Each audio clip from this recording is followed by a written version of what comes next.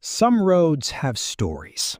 Stories so terrifying that the people who survive them never speak of them again. Deep in the Appalachian Mountains of West Virginia, there is one stretch of highway that locals avoid after dark. They don't fear accidents. They fear what waits in the trees.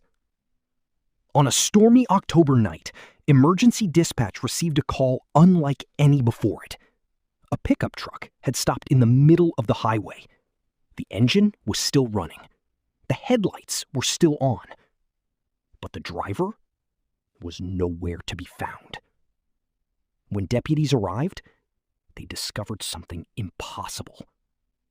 Tiny handprints, dozens of them, covered the windshield from the inside.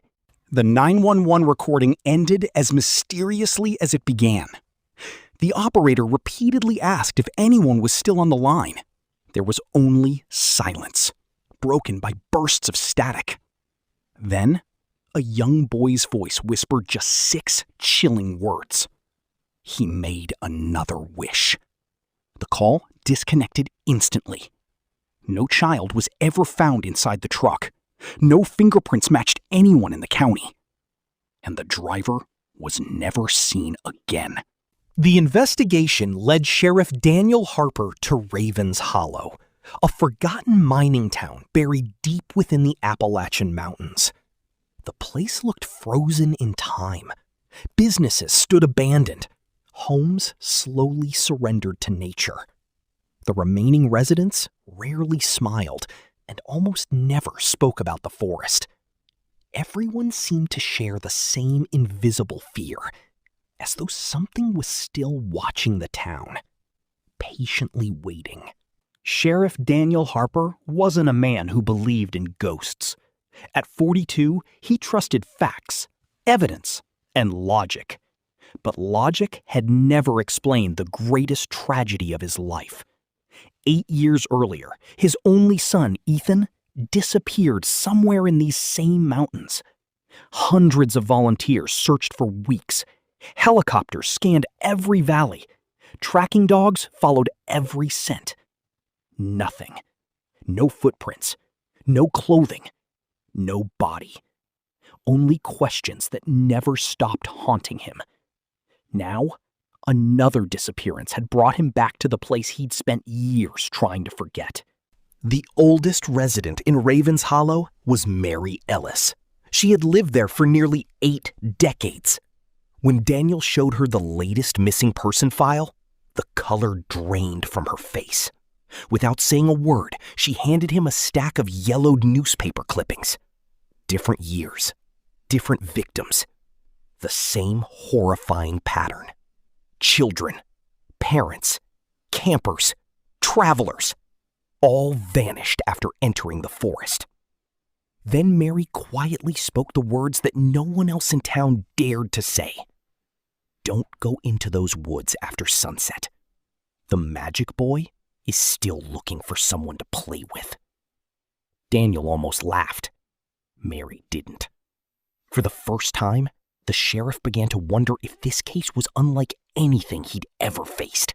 As the sun disappeared behind the mountains, Sheriff Daniel Harper stepped into the forest alone. The deeper he walked, the stranger everything became. The wind faded. The birds stopped singing. Even the insects had gone silent.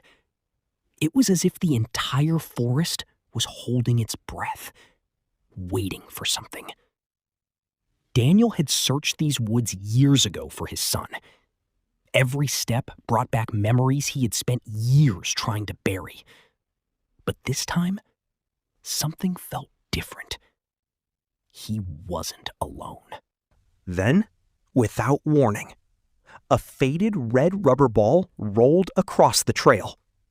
No children, no footprints, no sound except the soft bounce of the ball as it came to a stop at Daniel's feet. His pulse quickened. Logic told him someone had to be nearby, but every instinct warned him not to look. Slowly, he raised his eyes toward the darkness ahead. A faint laugh echoed through the trees. Not loud, not threatening. Just enough to make Daniel believe a child was somewhere in the forest. He switched on his flashlight and followed the sound. Its beam cut through the fog, revealing twisted roots, broken branches, and abandoned toys swallowed by nature. The laughter continued. Always just ahead. Always out of sight. Something was leading him deeper into the woods. The trees suddenly opened into a forgotten playground. Rust covered every swing. The slide had nearly disappeared beneath vines. The merry-go-round hadn't turned in decades. Yet one swing was moving. Back and forth.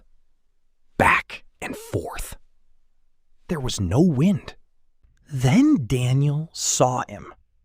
A little boy, no older than 9, perfectly dressed, perfectly clean, sitting quietly on the moving swing. His smile was warm, almost comforting, yet something about him felt terribly wrong. Children don't wander alone through abandoned forests after dark, and they certainly don't smile like they already know your name. The boy climbed down from the swing without making a sound. In one hand, he held an old magician's wand. In the other, an antique silver coin. "Want to see magic?" he asked.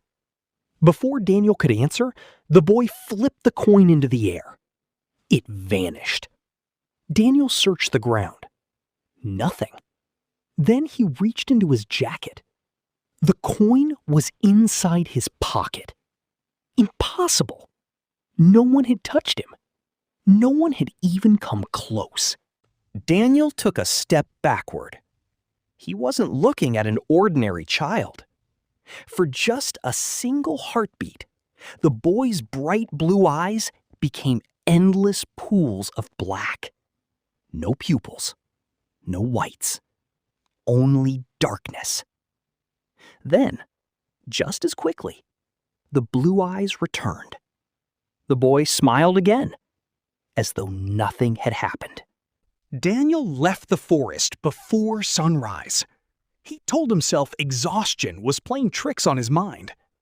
That night, he tried to sleep. But sometime after midnight, footsteps echoed across the second floor of his empty house. Slow, measured, like a child wandering through unfamiliar rooms. Daniel lived alone. He always had, since Ethan disappeared. Yet someone was upstairs. The footsteps led him to Ethan's old bedroom. Nothing inside had changed in 8 years. The toys, the bed, even the tiny baseball glove still rested where his son had left it.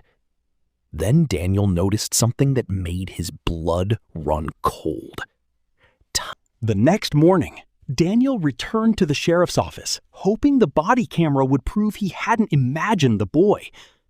The footage began exactly as he remembered. The silent forest, the abandoned playground, the moving swing.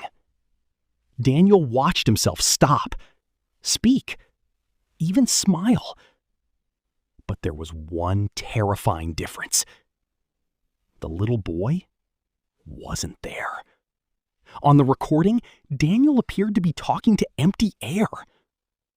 The room fell silent. No one could explain what they were seeing. Deputy Lisa Moreno looked at Daniel with concern. She wanted to believe him, but the evidence said otherwise. The camera never lies, or at least that's what people say. Daniel wasn't so sure anymore. If the camera couldn't see the child, then what, exactly, had he met in the forest? Ignoring every warning, Daniel returned to the forest after sunset. Something was pulling him back, The same feeling he'd had 8 years earlier when Ethan disappeared. This time, he wasn't searching for evidence. He was searching for answers. And deep down, he feared he was finally getting close. Hidden beneath tangled roots and decades of forgotten history, Daniel discovered the crumbling foundation of an old church. According to county records, the church had burned down more than a century ago, yet somehow its foundation remained untouched, as though the forest itself refused to reclaim it.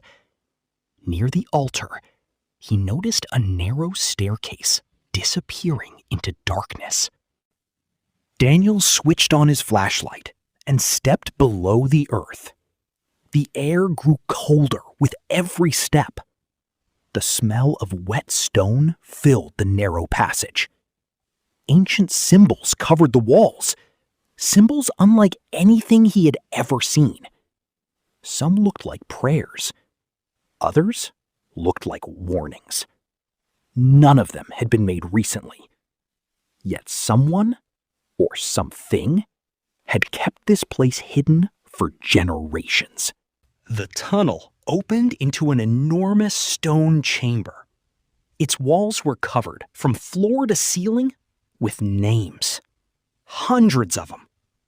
Every name belonged to someone who had vanished.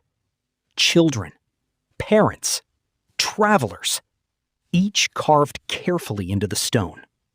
Then Daniel's flashlight stopped. One name looked different from the others. The stone around it was still fresh. It read, Ethan Harper. Daniel wasn't alone. Sitting quietly on an ancient stone altar, the little boy was waiting. His clothes were spotless. His smile hadn't changed, as though he'd known Daniel would return. The sheriff raised his pistol. His hands trembled. "Who are you?" he demanded.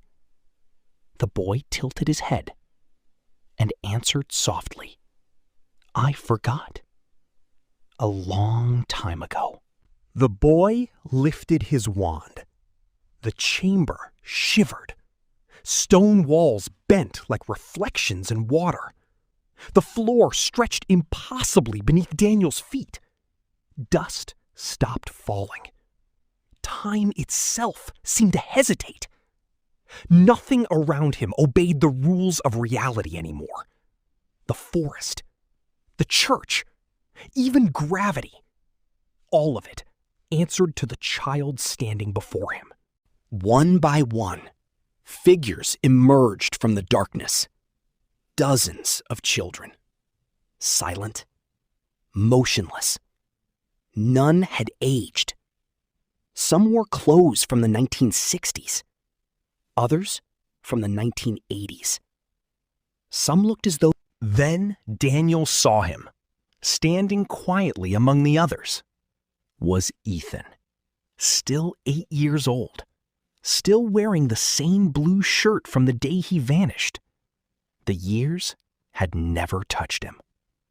Tears filled Daniel's eyes. He rushed toward his son. But something felt wrong. As moonlight crossed the chamber floor, every child cast a shadow. The boy had not always looked like this. More than a century earlier, a traveling magician arrived in Raven's Hollow. He entertained children with impossible tricks.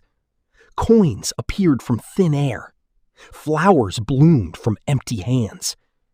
Every performance ended with the same promise. Make a wish, and I'll make it come. Convinced the magician had cursed the town, the frightened villagers dragged him to the old church. They didn't hold a trial. They didn't ask questions. Instead, they nailed shut a wooden coffin and buried him alive beneath the church. As the last shovel of dirt covered the grave, something answered him beneath the earth. Whether it was a demon, an ancient force, or something far older? No one knows.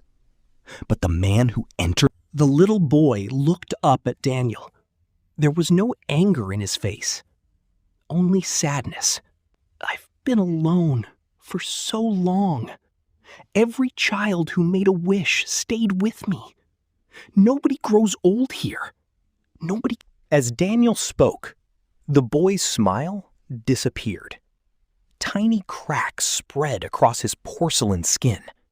Black tears rolled down his face. He had forgotten what it meant to cry. The chamber shook violently. Stone walls twisted. Ancient pillars split apart. The names carved into the walls began to disappear, one by one. The trapped children screamed, not in pain. Daniel reached for Ethan. For one impossible moment, father and son held each other's hands again. Ethan smiled, not with fear, but with peace. "You have to let me go, Dad." The little boy watched the last of the children leave. For the first time in more than 100 years, he was truly alone. He smiled sadly. Then his body began to break apart. Not into flesh, not into dust, but into thousands of old playing cards. Every card carried the face of a child he had tried to keep forever. They rose into the darkness until there was nothing left. Only silence. Hours later, search and rescue teams found Sheriff Daniel Harper lying unconscious in the forest. The underground chamber was gone. The old church had vanished. There were no symbols, no altar, no evidence that any of it had ever existed. Deputy Lisa Moreno helped him to his feet. She asked the only question that mattered. "Did you find anything?" Daniel slowly opened his hand. Resting in his palm was the antique silver coin. The very same coin the little boy had used in the abandoned playground. It should not have existed. Yet there it was. Cold, heavy, real.